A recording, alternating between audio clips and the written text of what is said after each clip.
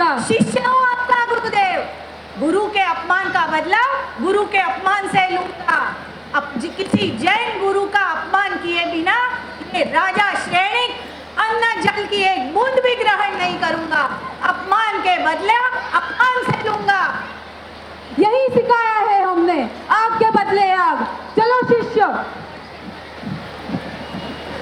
मन में बदले की भावना लिए क्रोध में राजा श्रेणिक बाहर शिकार के लिए निकल गए।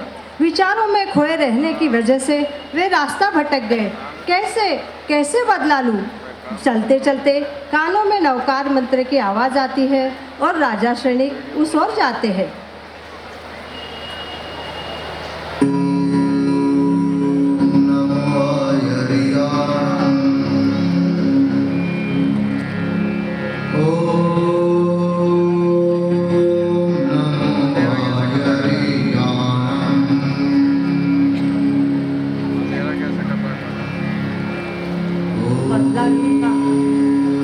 जैन गुरु मिल गए,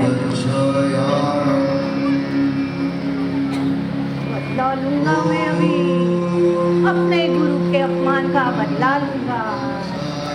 मेरी प्रिय पत्नी ने मेरे गुरु का अपमान किया था, अब आज मैं जैन गुरु का अपमान करके बदला लूंगा।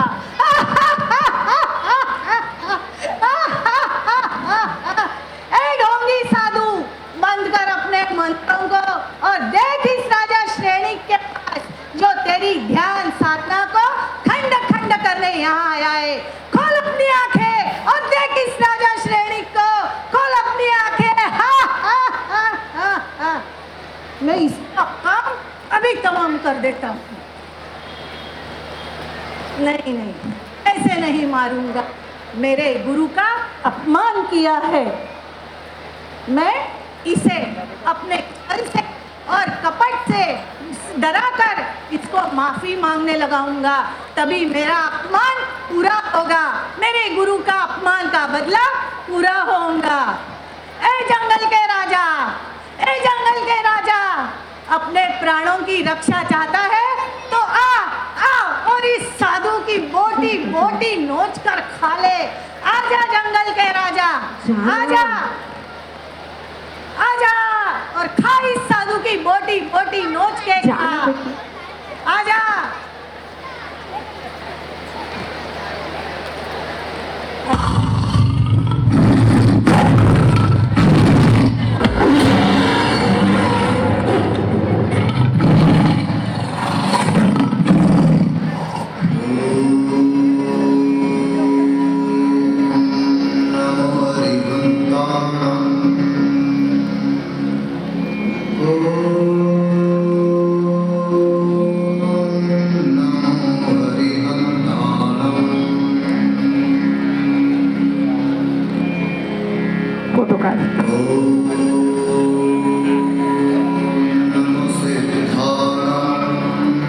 अरे ये क्या?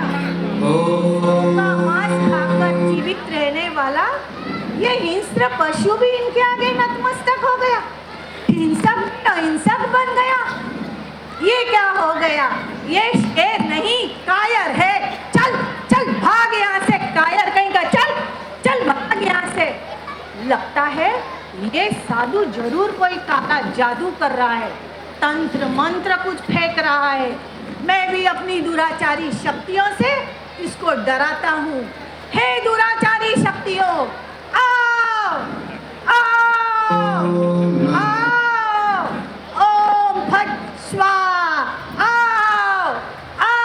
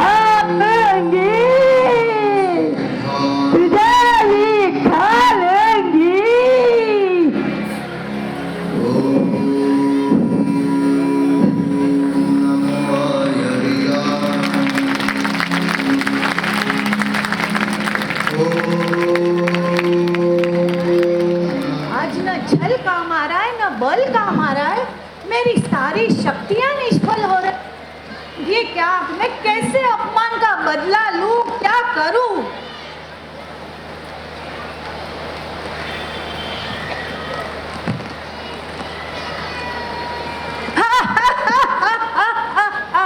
इस मरे सर्प को गले में देखेगा, बहते खून को देखेगा तो ये साधु ध्यान भंग करके भाग जाएगा और लोगों को पता चल जाएगा कि ये जैन साधु कितने ढोंगी और दोगले होते हैं।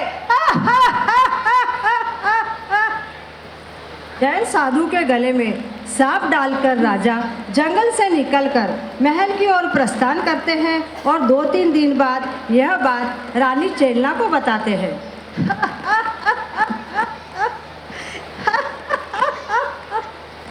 राजा, क्या बात है, आज आप बड़े खुश दिखाई दे रहे हैं। रानी, हम बहुत खुश हैं। हमने हमारे गुरु के अपमान का बदला ले लिया। उस जैन ढोंगी साधु के गले में मरा सर्प डाल दिया। क्या? अभी तो वो साधु ध्यान भंग करके भाग गया होगा। राजन, ये क्या कर दिया राजन आपने? ऐसा क्यों किया राजन? राजन, आपने ऐसा क्यों किया? कैसे समझाऊं मैं आपको? राजन, आपने ना कभी मुझे समझा ना कभी मेरे जैन धर्म को। राजन, अगर वो जैन साधु रहे तो धरती पर प्रलय क्यों ना आ जाए? वो अपने साधना से कभी भी नहीं डगमगाते, वो अभी भी वही ध्यानमग्न होंगे। ओ, इतना अभिमान! अभी तक तो वो साधु कब से भाग गया होगा। पर रानी, अगर यदि ऐसा हुआ तो तुम क्या करोगी? क्या हमारा धर्म स्वीकार करोगी? राजन, अगर वे साधु आपने दिए उपसर्गों को डरकर भाग गए हो तो मैं रानी चेलना आपको वचन देती हूँ कि मैं मेरा जैन धर्म छोड़कर आपका धर्म अंगीकार करूंगी। लेकिन राजन, अगर ऐसा नहीं हुआ तो? असंभव रानी, असंभव। और अगर ऐसा नहीं हुआ तो ये राजा श्रेणिक भी वचन देता है कि अपना धर्म छोड़कर जैन धर्म स्वीकार करूंगा। आजा रानी, दोनों जंगल की ओर चलिए चलते। राजन। चलो रानी, चलो। रुकिए राजन, मैं शक्कर का पूरा ले लेती हूँ। राजा रानी दोनों जंगल की ओर चल पड़े जहाँ जैन साधु बैठे थे और वहाँ देखे तो क्या, सर्प के रक्त के कारण उनके शरीर पर लाखों चींटियां एक साथ उन्हें काट रही थी, पर साधु के मुख पर तनिक भी दर्द की रेखा नहीं थी। वह ध्यान मग्न थे। कितनी सहिष्णुता है इनमें, कितनी बड़ी गलती कर दी। अपमान की भावना में कितना बड़ा पाप कर दिया मैंने। हे भगवान, धन्य है ये वितरागी संत जो इतनी सहिष्णुता रखते हैं। हे मुनि, मुझे माफ कर दो, मुझे क्षमा कर दो। मुनि, मुझे क्षमा कर दो। लौकिक घटनाओं को देखकर सैनिक राजा का पत्थर समान हृदय फूल सा कोमल हो गया। उनके हृदय से दुष्टता निकल गई और मन पश्चाताप से भर गया। उनके जीवन में परिवर्तन आने से वे धीरे धीरे भगवान महावीर के चरणों में समर्पित हो गए और जैन धर्म को स्वीकार किया। एक बार जब भगवान महावीर राजगृही नगरी में पधारते हैं तब रानी चेलना और राजा सैनिक दोनों उनके दर्शनार्थ जाते हैं। वहाँ राजा सैनिक भगवान महावीर से अपनी शंकाओं का समाधान करते हैं।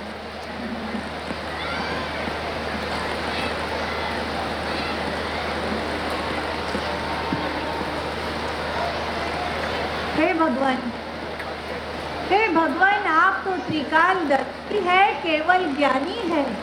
मुझे मेरे अपने भाव के बारे में बताइए भगवान। हे देवानुप्रिय, अज्ञानता में तुमने साधु को उपसर्ग देकर 7वीं नारकी का बंध किया है, इसलिए तुम नरक में जाओगे। नरक में? हे भगवान, इन नरक की यातनाओं को कम करने का कुछ उपाय बताइए भगवान।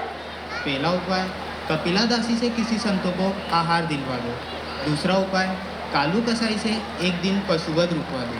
तीसरा उपाय, पुण्यो श्रावक से उनकी सामाई खरीद लो। और चौथा उपाय, अपनी दादी के जैन संतों के दर्शन करवा दो।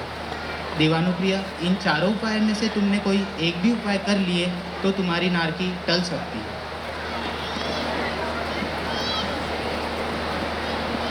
पुनिया श्रावक ने कहा, सामयिक न बिक सकती है न खरीदी जा सकती है। राजा के चारों प्रयत्न निष्फल रहे। राजा ने अंतकरण से क्षमा याचना कर शायिक सम्यकत्व की प्राप्ति की। सैनिक राजा ने ऐसी भक्ति की कि उनको श्रावक शिरोमणि कहा गया। 16 करण भावना से संसार के उत्कृष्ट की भावना भाई और तीर्थंकर गोत्र का उपार्जन किया। उस सर्पिणी काल में राजा सैनिक पद्मनाभ नामक प्रथम तीर्थंकर बनेंगे। तो बोलिए भगवान महावीर स्वामी की जय। आगामी 24 के प्रथम तीर्थंकर पद्मनाभ स्वामी की जय। श्रावक शिरोमणि महाराजा सैनिक की जय। 50 बंदों के हाथों में जाता है।